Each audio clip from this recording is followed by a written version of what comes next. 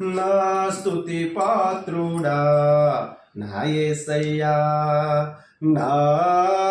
నారాధనకు నీవే యోగ్యుడవయ్యా,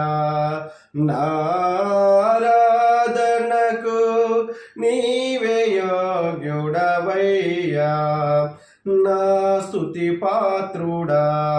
నా యేసయ్యా, నీ వాక్యమేనా పరవశము, నీ వాక్యమేనా